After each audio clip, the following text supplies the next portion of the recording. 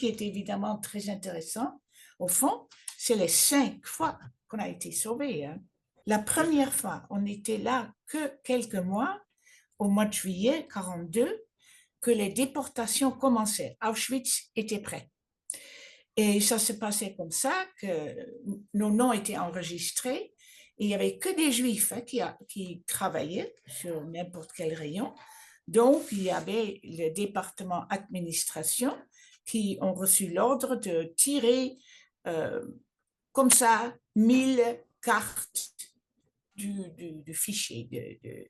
Et ce jour-là, travaillait un très bon ami de mon père, qui venait aussi de la même ville. Et il a tiré notre carte, il a vu que personne ne regardait, il l'a mis de côté. Ça, c'était donc la première fois que notre vie était sauvée. C'était pendant qu'on était dans la grande baraque encore.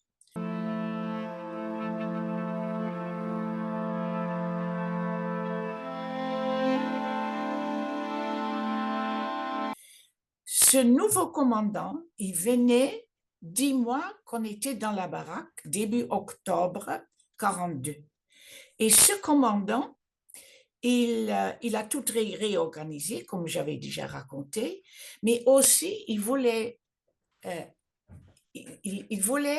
que les travaux importants, les gens qui avaient ces jobs, il voulait les voir chaque semaine ou chaque quinzaine autour de la table. Et il voulait parler qu'avec des Juifs d'origine allemande. Donc, il n'y en avait pas assez. Mon père, et nous aussi, pouvaient sortir de la grande, affreuse baraque et on recevait, parce qu'on recevait une carte, comme quoi, pour le moment, on ne devait pas être déporté ailleurs. Donc, ça s'appelait une Sperre, comment est-ce qu'on dit je ne sais pas le mot maintenant. C'était sur notre carte du camp, hein. On avait tous une sorte de passeport du camp, c'était mis pour le moment, pas de déportation à l'Est. Donc ça valait de l'or. Et c'est grâce à ce affreux criminel qui est responsable pour plus de 80 000 morts que nous avons eu une exemption pour le moment. Ça a duré 1 année et demie.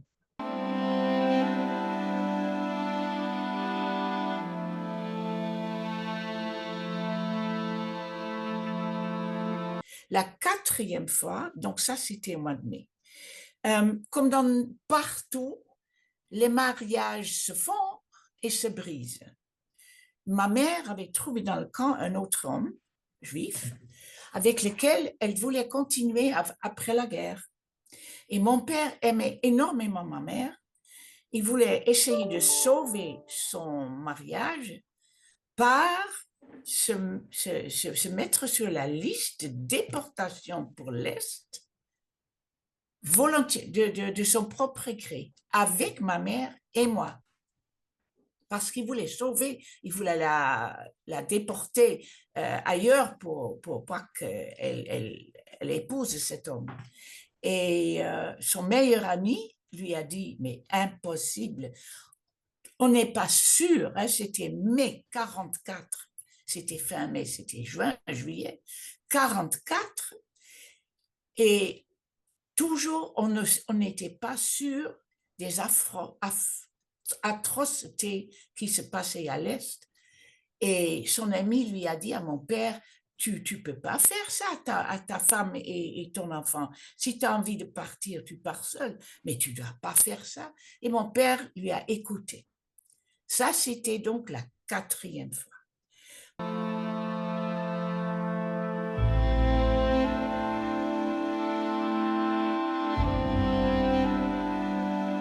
Bon, ça, c'était 1 semaine plus tard, il y avait les embarquements des Alliés en Normandie, hein, le 6 juin 1944, mais ils n'avançaient pas assez pour les Hollandais. Le gouvernement hollandais s'était installé à Londres. Et de Londres, il donnait quand même des ordres. Et Donc, ils avaient, à un moment donné, ils savaient que les Alliés allaient arriver sur terre hollandaise. Ils avaient prévu une grève totale des chemins de fer. Ils avaient prévu. Et il y a eu une deuxième embarquement, c'était par air, je ne sais pas, par l'air. Si vous connaissez, ça s'appelle Operation Market Garden. C'était autour de la ville de Arnhem. Il y a un film, A Bridge Too Far, qui a été fait dans les années 70, je crois, 80. Et donc, les Alliés, ils ont fait une deuxième unique invasion par l'air.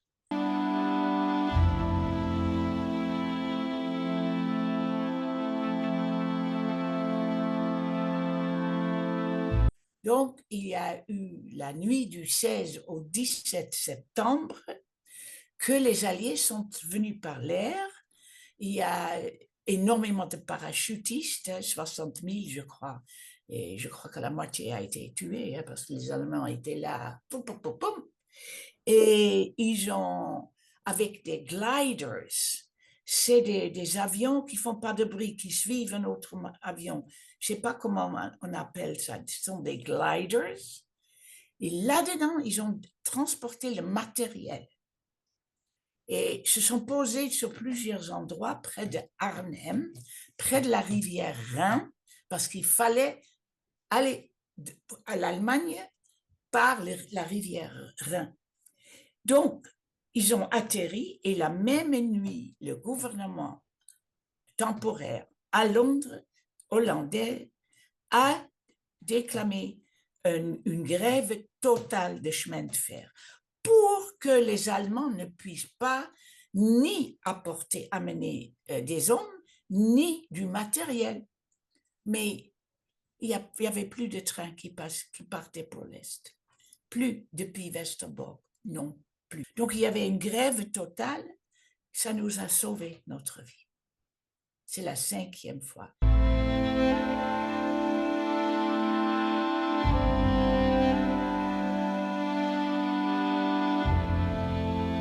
Nous, les enfants, on nous disait rien, on se couchait tôt, il n'y avait pas il y avait rien, il n'y avait pas de téléphone, il n'y avait rien du tout. Donc, on dépendait de ce que nos parents nous disaient. Absolument. Et donc, nous, on ne savait rien. Puis, j'ai eu aussi le bonheur, la chance de ne pas rester plus que 10 mois dans cette grande baraque. Si j'avais dû rester plus longtemps, je grandissais et j'aurais peut-être quand même compris plus. Mais j'avais que 7 ans et quelques mois qu'on a déménagé de la grande baraque avec 375 personnes.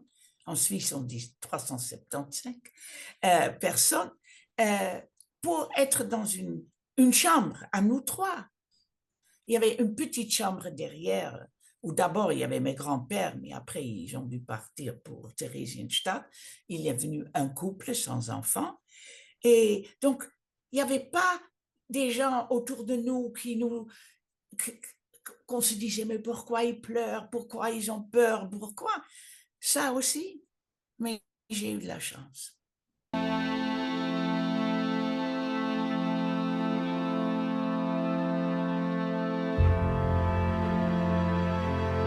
Avec mon deuxième partenaire, mon deuxième vraiment homme dans ma vie. C'est grâce à lui que j'ai vraiment vu, c'était visualisé, même s'il y avait pas les morts qui gisaient par terre, mais il y avait tellement de photos, il y avait tellement de descriptions.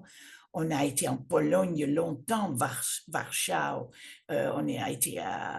J'ai été plus tard à Sobibor, j'étais à Auschwitz, on était à Majdanek, à Lublin et partout, il y avait les traces de la guerre. Et donc, c'était lui qui m'a fait vraiment comprendre les horreurs. Ouais.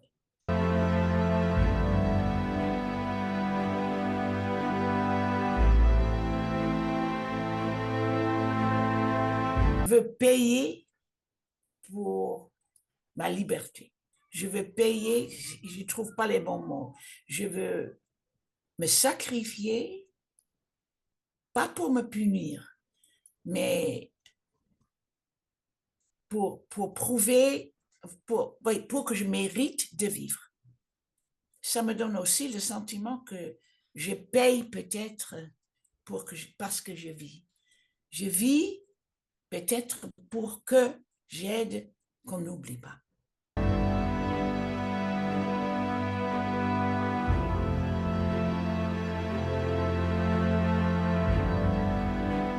Mais les enfants, souvent, on me dit, je vais lutter pour qu'on n'oublie pas ce qui s'est passé. Et c'est ça mon but.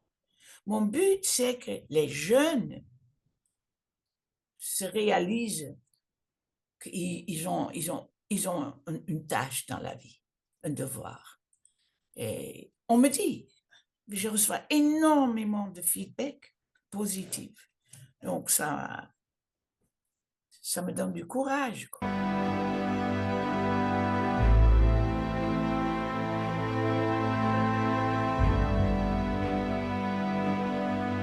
Dans les années, deuxième moitié des années 70, il y avait une femme qui a survécu et son père qui a survécu. Elle était juge dans le pays ici et elle a commencé le travail pour ériger un musée. L'ouverture, c'était en 83. L'ancien camp de Westerbork a réouvert, mais il n'y avait plus rien sur le site. Ils ont maintenant, il y a des wagons, des rails, des wagons, il y a une baraque à moitié, et voilà. Mais il y a un grand musée avec beaucoup de photos et des expositions, et ils ont déjà reçu, je crois, quelque chose comme 20-25 millions, parce qu'ils vont une grande transformation.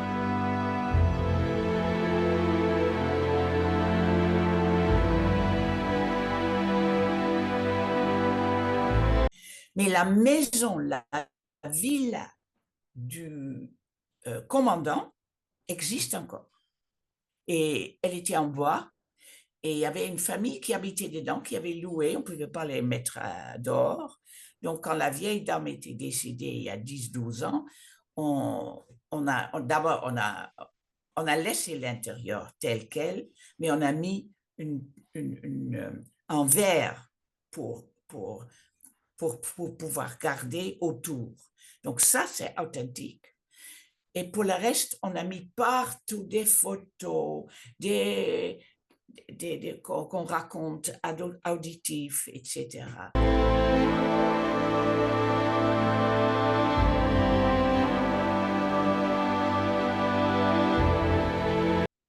Les gens qui ont survécu à Auschwitz ou autres camps atroces, souvent ils n'arrivent pas à parler. Parce que eux, enfin, ceux qui vivent maintenant, qui parlent ont mon âge, avaient mon âge et plus jeunes hein, dans les camps. Mais eux, quand même, par leurs parents peut-être, ils ont quand même vu autre chose que moi. Moi, j'ai la chance que j'ai pas souffert beaucoup, mais que j'ai le don de pouvoir en parler, de pouvoir impressionner avec ce qui s'est passé, même si c'est pas à moi. Donc, je me sers de ça pour impressionner les jeunes.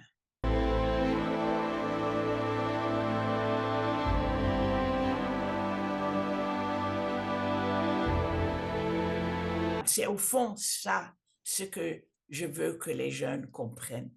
Il y a un père et sa petite fille est là avec son sac à dos pour aller à l'école et il lui pose la question, est-ce qu'il y a des chrétiens, des musulmans et des juifs dans ton école? La fille le regarde et dit, non, il n'y a que des enfants. C'est ça la fin de mon discours toujours.